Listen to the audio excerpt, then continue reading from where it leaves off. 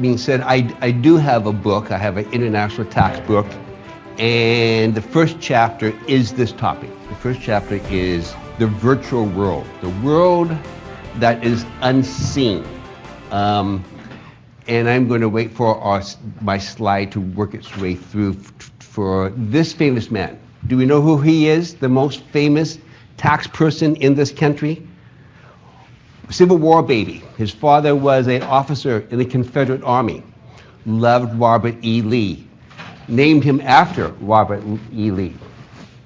This man was the head of the House Ways Means Tax Committee from 1930 through 1954. This was his world. Steamships, text messaging. 1905, the light bulb in the White House. They put it in 1890, but President McKinley and his wife were afraid of electricity, and it wasn't used till 1905. This is the new light bulb. This will be important towards the end of the discussion. The first map, 1675 of streets. Wonderful map. England really needed it. And we kind of stayed with maps until what? About 1990, 1995. Got a little Google, Yahoo map system that helped us a lot. Kind of smart information. But now we move to what? GPS driving systems. Now my GPS driving system has knowledge. When I'm driving, I live in Southern California. I have to work in Los Angeles, live in Orange County. When I go home, I have a choice of 5 roads all full of traffic. I tell my GPS, find the best route home. It looks through the hyperspace, looks at the traffic report, routes me around, quite often through Watts in South LA, you know. But I finally get home. Right. So this all has to do with today's world, because the tax code we have was written by a man who was born in 1864, and if Stasha was here, she would turn that off for me. Stasha, who are you? Thank you, dear. Born in 1864, education, high school education. High school education of 1980, okay? 1880 education. Somehow he works his way up, manipulates his way into the head of the House Ways and Means Committee. Great Depression hits in 1930. And until then, keep in mind, our tax law started in 1913. We're kind of fudging around with this concept, some Board of Tax Appeals cases. But in 1930, it became apparent that we needed foreign capital, we needed foreign help. So the 1930 is the foundation of all of our international tax laws, except for one. I'll get to that in a second. By 1939, we had the first codified law, the Tax Code of 1939, that had these laws embedded in it. The only change was in 1960, where the concept of force of attraction was repealed with replaced with the concept of effectively connected income to the United States business or United States office. So as we approach the e-commerce world of cross-border transactions, keep in mind that the head of the House Ways and Means Committee concept of e-commerce was on a steamship, not a diesel ship, a steamship with refrigeration. During that period of time, we caused the Great Depression in agriculture in England. We were the China of the world. We produced goods cheaply, and with the concept of refrigerated transportation, we flooded the UK and destroyed their farming industry. One other thing happened worldwide, which was the advent of machines. They could let go farmers, replace it with equipment. We are now kind of facing the same thing now. We have machines doing some thinking for us. So to really apply today's world to 1939 tax law is going to be a challenge for all of us. We're going to have to do some deep thinking. There's really only 2 cases that I found that address the issue. The first case is very exciting to me. I'm going to practice my Spanish for you. The first case is, it is PDS Negros Broadcasting. Now, this was a radio station in Texas, in Eagle Pass, Texas. Eagle Pass, Texas is real close to the Rio Grande. And when it started, there was no FCC. You want to broadcast radio, you just pop up a tower. You were in business. FCC comes into place, a lot of new rules to qualify. The owner just did not want to do all that. So he moved his radio station about 8 miles to Mexico. Huge tower, 50 megawatts of power, which was a lot for those days.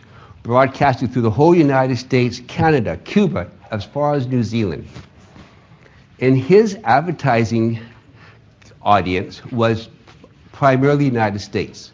So his customers were people who want to advertise in the United States. But, he didn't want to really deal in Mexico because, it's not as much fun as Eagle Pass, I guess. So there was a hotel in Eagle Pass called Eagle Pass Hotel.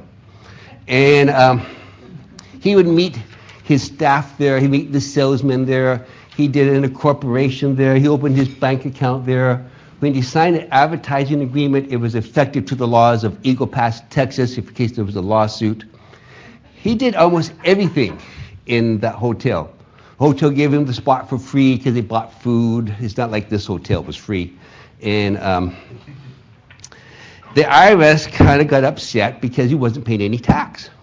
So when he started his station in Mexico, that government, as they do now, requires you to form a local corporation, one form in Mexico.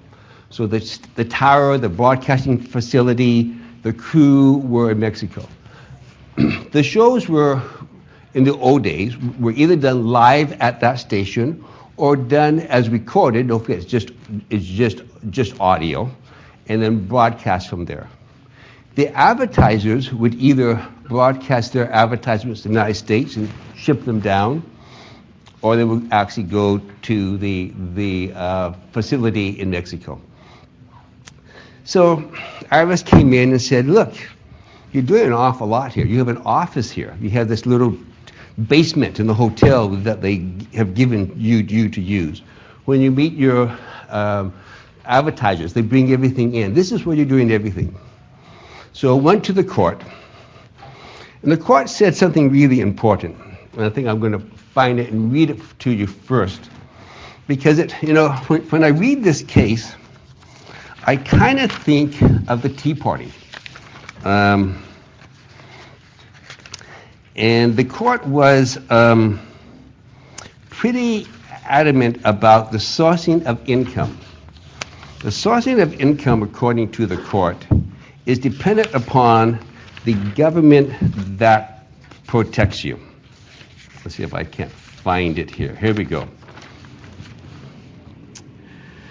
The basic rule is that the consideration for taxation is that the situs of taxation is the protector of life and property, and that United States government and that the United States government is that income which is created by activities and property protected by that government. So in the case of the broadcasting studio, that studio was protected by the government of Mexico. So the court held, despite all those neat things the IRS said, that the income was foreign source income. And that has a lot to do nowadays when we are on the web. B&A's out here advertising their web-based stuff. If B&A were to put this giant computer in the Isle of Man, it would all be foreign source income. All they would have to do to avoid U.S. taxation is to form an Isle of Man corporation, plop that computer over there. They could get paid from everybody here in the United States. They could pay on the Visa card, clear American banks. It's all going to be foreign source income. So as we look to e-commerce, there's a variety of type of e-commerce. There's what I call the Sears catalog type, and that's like Zappos shoes. They're based in Las Vegas. You get on the web, you find your shoes, they ship it to you, you get it in a couple of days. You don't pay sales tax, the state's unhappy. That's e-commerce. But that's kind of the first generation. That's like 1990 e-commerce. Then we kind of go to the next step of e-commerce, where we don't ship tangible property.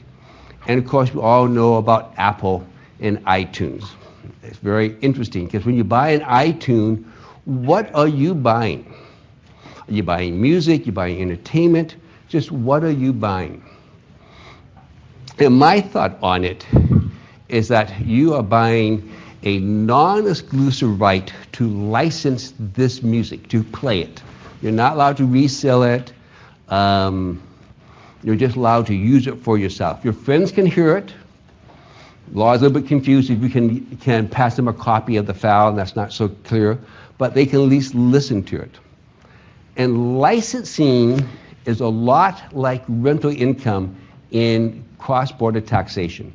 So when we determine the source of rental income, it is where the equipment is located. So if I'm renting this computer, if the computer's here, it's domestic source. If I was on a vacation in England, it would be foreign source. Same computer, I just moved it with me. Licensing is a little bit like that. Licensing, as the judge said in the case, is sourced on the government that protects the rights. So presumably iTunes has a U.S. copyright on the music or some U.S. rights, and it is U.S. source. But that kind of confuses the issue, because so many intangibles now have patents or trademark licensing throughout the world, because they don't want to get knocked off by some other country. And if there's an English copyright, the way that, or a European copyright, the way that gets protected in the United States can be just through a treaty, through the UN. You don't really need to go to the United States and copyright it. You can if you want to, but you don't need to. So in cross-border transactions, as we're looking at copyright material, movies, music, it gets a little fuzzy. And where it becomes exciting is that the businesses that are creating wealth are not the Zappos shoes. They do okay, but it's the businesses that sell the intangible. The intangible cost is cheap to reproduce. You know, Facebook's making a fortune, Google's making a fortune.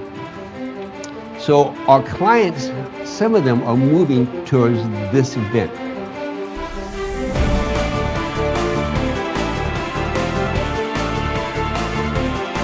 So I'm kind of excited. I'm going to Denver next week to meet a possible new client.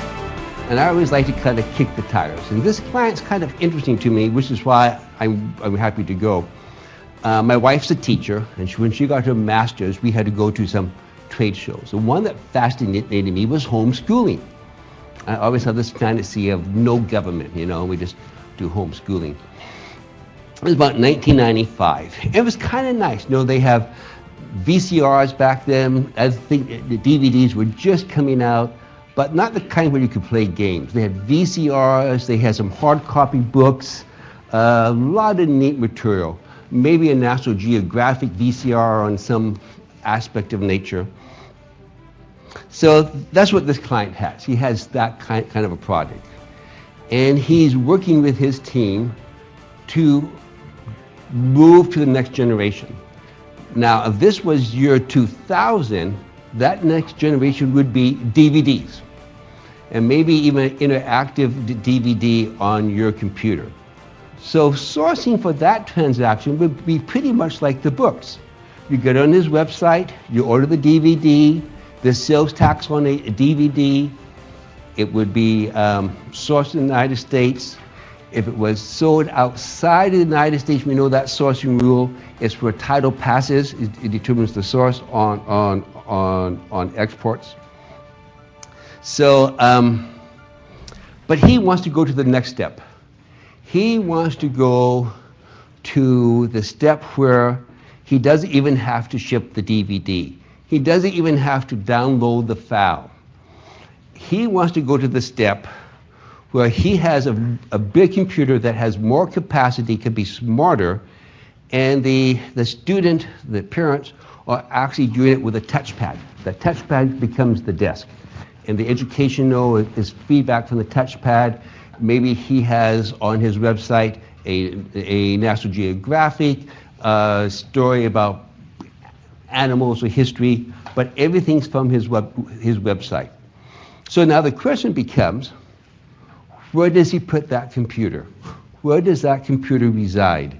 If it resides in Colorado versus the Isle of Man. I picked the Isle of Man because the Isle of Man has a lot of electricity. They have a contract with France. France has atomic power. They export electricity. So if you do look at a foreign hosting place, you want to be sure they have good electricity. So now the question kind of becomes, what is this computer providing him? So we saw at the beginning I had the first map of England, definitely information, like a Thomas guide, definitely information. You buy that map, you're buying tangible personal property with information in it, kind of like the Encyclopedia Britannica. Then over the years, early 1990, we got the Yahoo Google map. Still information, but instead of us having to flip the pages and line everything up, it did it for us. And we would print it out, still information. Now, what do we have? Now we have equipment that has knowledge, more knowledge than I have. I don't know how the traffic is. I don't know how to match up all those roads. I mean, I could figure it out. It's going to take me an hour or two. My GPS is going to do it in a few seconds. So the question is, what kind of income is it when a computer has knowledge? Not rent, not a licensing. You have no license. You have nothing to pass on to somebody else. What is it? So there's one case I found. Now, I don't know when you folks started working. I started working in 1967. And photocopies was on thermal paper. Big deal, you know, fun. And they would fade after a while, and you know, but that's what we had back then. And then Xerox came out with the paper copier. It was like magic. You know, you put it in, poof, you got a copy. And I thought, how is this possible? So Xerox knew that they had something special. And like any business, they wanted to really capitalize on it before competition comes out. It's only a matter of time before they had competition. And that was in the early 1970s, where we were in a great recession, kind of fun being old and get to repeat history. And Congress back then had what's called the investment tax credit. I mean, you recall that great tax break. 10%, if you buy equipment, 10% comes right back to you. No questions asked. Good deal. And so Xerox wanted that investment tax credit. One of its biggest customers was the United States of America, in particular the Defense Department. So they got a whole bunch of these things. So Xerox tax team, of course, did the return, took the investment tax credit. And under the law, if you rented equipment to a nonprofit or a government agency, there's no investment tax credit. You had to rent it to a commercial business. And IRS came in and said, what are you guys thinking? This is America. This is a governmental agency. And Xerox says, well, of course it's an agency, but it's not rent. And IRS says, well, what do you mean it's not rent? Here is your equipment in our office. Xerox says, no, it's not rent. This equipment is smart equipment. It is like a human being, like an artist, a photographer. It's making you a picture. So when Xerox charged back then, they wanted to maximize their profit. They charged by the copy. I don't know how many of you had copies when you first started off. It was by the copy, and they had a counter come in. The more copies you made, the more value they gave you. So they were doing value-added billing, way ahead of our CPAs, value-added billing, and they were charging you by the copy. There was a base fee, but basically by the copy. And so it went to court, of course. And the court case, which I have in my outline, matter of fact, when I talk about my reading, I want to back up a little bit. I was told that we would be getting Adobe files.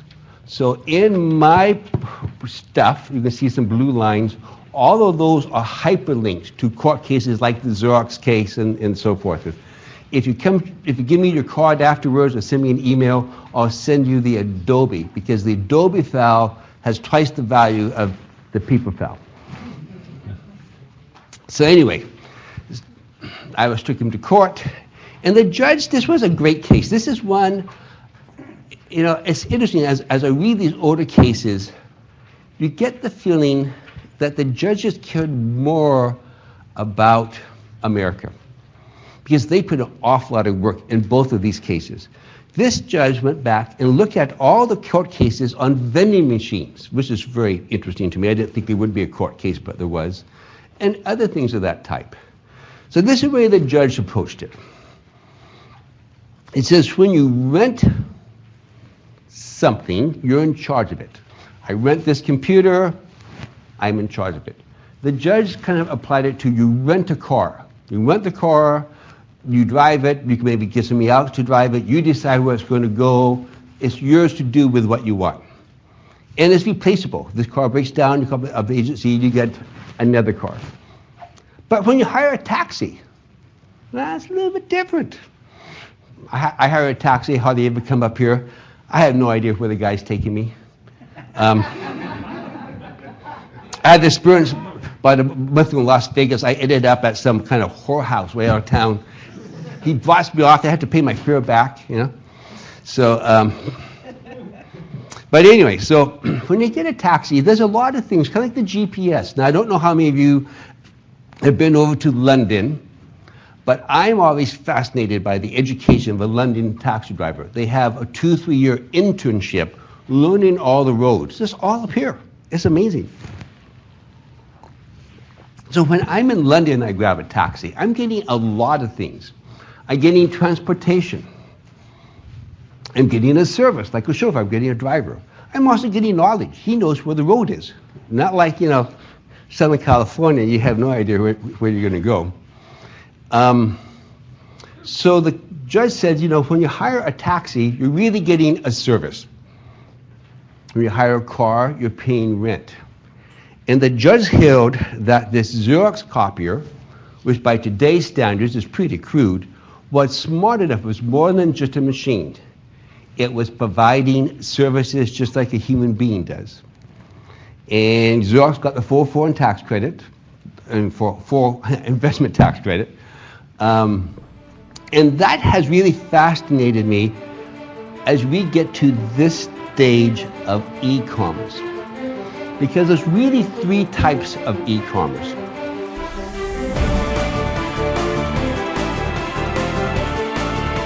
Because there's really 3 types of e-commerce. There's the Zappo type, which is the Sears catalog. And the sourcing of that is going to be pretty easy for most of us international foreign tax practitioners. There's a lot of law on the source of selling inventory. Do you have an office in the United States? Does it participate in the sale? Do you have an office outside the United States? While those laws are complex, they're there and they're pretty and they're solid. The next law, the next type of e-commerce is when I download my iTunes. Still, you know, still pretty easy, but not so much if I was buying songs from a European producer. Probably not going to be US source income if the copyright for that song was European. I can pay it here, that assuming that European producer did not have an office here that was involved with the sale to me, not the production, but the sale of that product is tax-free. But now we get to the part that I call kind of like the iCloud time. And here the law becomes very much pro-tax planning. So as a great host introduce you. I was educated at USC in Los Angeles, California. Take all my classes here, my CPA in California. And been thinking about working in India. That'd be kind of a nice change. I just got married. That would make my wife happy. And India is kind of neat because Obama allowed the Indian tax practitioners not to have to sign up for the IRS PIN program. So if you're in India, you don't have to follow any of these rules. And why is that? Because he doesn't like Pakistan. So India kind of gets a free pass. So if I were to work for an Indian corporation in India, I'm taking my programming with me, working in India, and what I earn is foreign source income. Back to my client that has the book for homeschooling. There's a lot of ways that he could kind of make the system. One, he could program a giant computer, take a hard drive, and take it to the Isle of Man. Kind of cumbersome. Maybe some export problems with the US government. But the other way is he could actually get a cloud computer or a virtual computer over in the Isle of Man and hire people in the United States to do all that programming, all that coding, to make that machine have knowledge, to make it intelligent. And then the customer would subscribe to, with an Isle of Man company, pay on his Visa or MasterCard. And the real question is, what's the tax effect? Does he have subpart F income in his controlled foreign corporation? Because he's going to own all the stock of this Isle of Man company. Is it US source income? Is there an office? Is there an office that is effectively connected with the income earned by that company? The general law is that would be US tax-free. Because the income, when we look at income for international tax, it's the office that participates in the sale of the property. The sale of the property would be the advertising, videos and so forth. And as we learn from the radio station, when the broadcast of that advertising is from outside the United States, that's not domestic advertising. Even though it's seen by Americans, that is foreign source advertising. There is no US connection. So this is where the cross-border taxation becomes exciting. Now the hard part is with all this is that the IRS has never experienced this. This is too new to them. The tax law, other than these two cases that I referenced, I have found no other cases on this topic.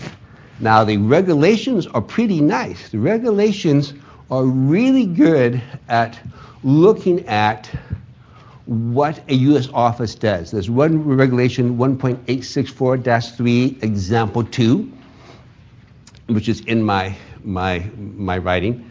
And in this regulation, there's a foreign corporation that has its headquarters here. This is where the executives are. All the major decisions are made here.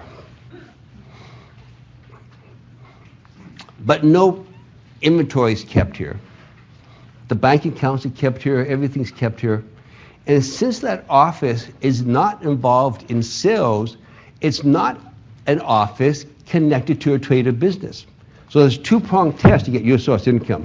First, you need an office that's connected to US trade or business, and then you need US source income.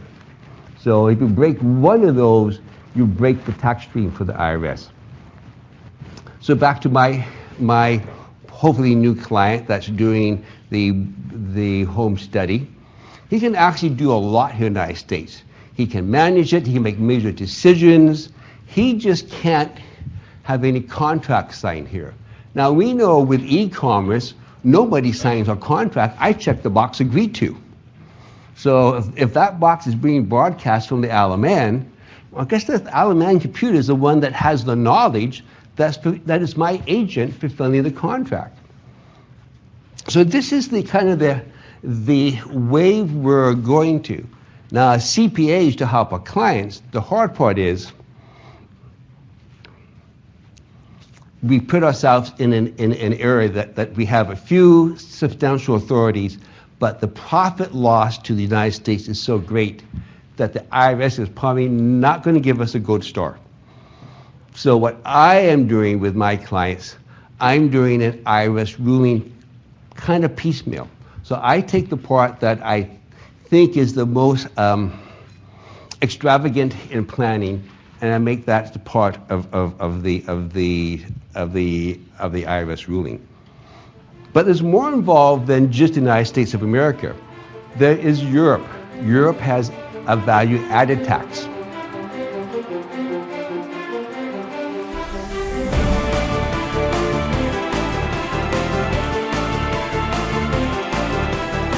But there's more involved than just the United States of America.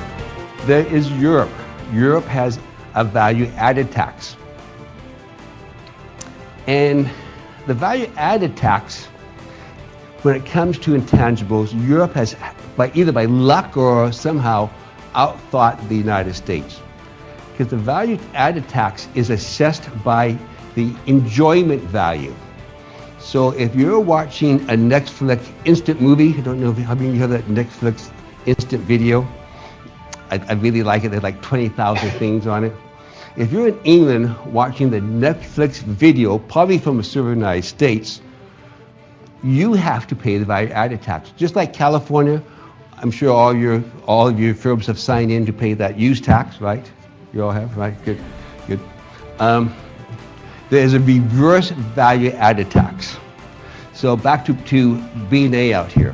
If they are selling their products to a person viewing it, a business viewing it in the United Kingdom, they have to file a reverse value-added tax form to the UK tax authorities and pay the tax.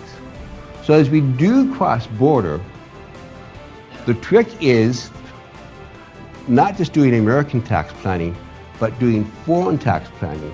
As our clients' projects expand and we don't know what country they're going to go into, this becomes a challenge. Now, most web hosts will tell you the IP address and the location of the buyer. The real difficult part is just how to do your tax planning, how to fit this all together, because unlike the past where most of us CPAs could focus our tax knowledge on just American tax law or our state, as our clients so easily reach across the seas to other countries, we find ourselves in a new position. One way to work on that is to try to get a network with accountants in other countries, but it's a little bit harder with the internet because you may have clients who are selling products to 4 or 5 countries. And that means there's a lot to look at. California, by chance, is a unique state. I was looking them up for my talk here. California actually California sources the income by the enjoyment of its citizens. We're citizens of California. So as I'm watching my Netflix instant video, if California was watching me watch it, they would assess Netflix a dime of tax, a penny of tax. So one person was asking me, how is this going to affect the state taxes in the future? The states are going to go nuts. They were already worried about sales tax on tangible products. Now, and that's, maybe kind of okay to, tangible products, you kind of buy it in bulk, they're bigger. But how many iTunes do people download or just watching things on the video? How much BBC News are you watching and you see the ads there or CNN News? How are the states going to work that? Can all these big news stations just put their computer in Nevada and avoid state income tax? It's the same type of sourcing rules. And with the states, we have rules of nexus and kind of like a office. So the change is going to come gradually. The states will kind of wake up one day, and there'll be somebody like Toys R Us that had their trademarks in a tax-free state. There'll be somebody who's making a lot of money that has their server and so forth in a tax-free state. It's the kind of thing where we can do a lot of tax planning for our clients. We need to tell our clients that this is really new stuff. This is really advanced. We can make it domestic tax planning, try to get the income out of a high tax state. But it's just as easy to make it foreign tax planning and kind of repeat the beginning. All you really need to avoid subpart F income is to avoid the related party transaction rules. If you're selling your services to a related party, you're going to convert income into subpart F income. But when you're selling it to third party and you have your nexus in the state where you're incorporated, that's not subpart F income. All the other rules apply to a controlled foreign corporation, like reinvestment back into U.S. property. The reporting course applies, but it's pretty easy to get that to be tax-free. So I have about 5 minutes left. I'm open for questions.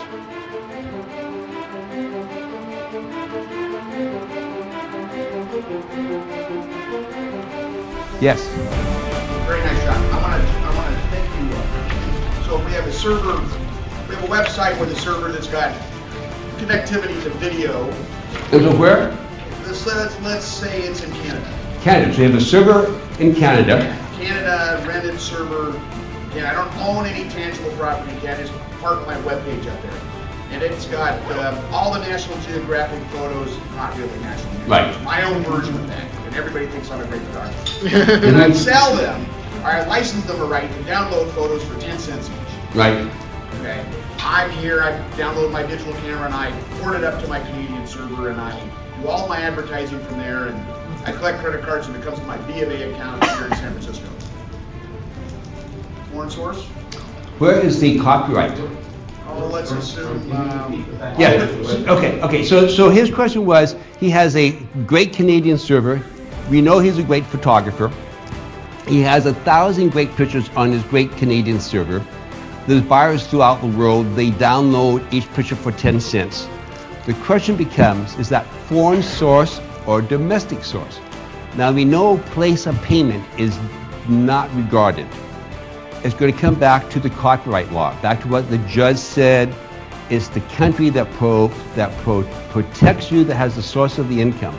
So if your pictures were copyrighted all in the United States, it's going to be U.S. source income.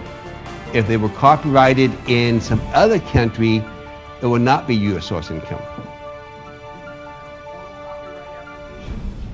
A rule, yeah, you really want to make it a formal copyright application because you can probably going to really upset the IRS and you want to be able to win. Yes? Say have a copyright in the U.S. and in China. Ah, great question. Yes. In his case, he has a copyright in the United States and China. So that's a great question. If your audience is in the United States, obviously it's the American copyright that's going to protect it. If it's outside of the United States, then we fall into this real international world where the law really is unsettled. Obviously the IRS is going to say it's U.S. source, you have a U.S. source copyright. China may say it's Chinese source, you have a Chinese copyright. And I think from that question, what's really important is you get one master copyright and you extend it to other countries through treaties, through the treaties of the UN or European treaties. So it's really important when you get a client forming a new product, you want them to start off with all the options possible. A new product, if you're thinking about this for the future, should be started in the name of a foreign corporation and should get the foreign copyright. Once you're stuck in a domestic entity or domestic copyright, it's pretty hard to get it out tax-free without Section 367 and all the stuff that we don't like. We have 2 more minutes. Time for one question. Okay. Okay, so you have a computer company, Cloud computing is a big Oh, so thing. you have a Well, cloud computing is a big thing where you own a cloud computing, right? Yeah, and you have, people are renting your servers. for Yes, for great. stuff. Yeah, so you have it, like say, you're a US company and you have your servers here, but you think, okay, maybe I should move it over to a foreign. You should be on Cayman, sit on the beach, have a good time. Absolutely, there's no doubt about it. Okay, yeah, so But you need to have yourself a Cayman company, of course. Cayman. Yeah, yeah. Okay, so the strategy is to move it outside of the US? Right, because The servers are out there? right, because what's going to happen with a cloud computer, which is known as a virtual computer, which is great. I've had one for a while. They are renting your computer memory, right? So that's really renting part of that hardware. So we're going to fall back to the rules of sourcing and renting. So it's where that equipment is going to be the source. And if you do your work on the cloud computer, back to my client with the homeschooling, he needs to be sure that he does a cloud computer outside the country. So my client's going to do the homeschooling products. He needs to be sure that his cloud computer is outside of the United States. Maintaining the computer? Oh no, the end-use customer who says, I want to rent, he says, my client wants foreign source income. If you took your cloud computer here, it may ruin it. He needs to take your cloud computer in Grand Cayman and sit down on the beach and program it there. Servers. In your case, because you rent that server basically. Well, I see. Me as a customer have to be outside of the United States to get the Your master computer, that is the cloud computer generator, needs to be outside of the United States for both my client to get it tax-free and for you to get it tax-free. You're going to have to travel. Thank you.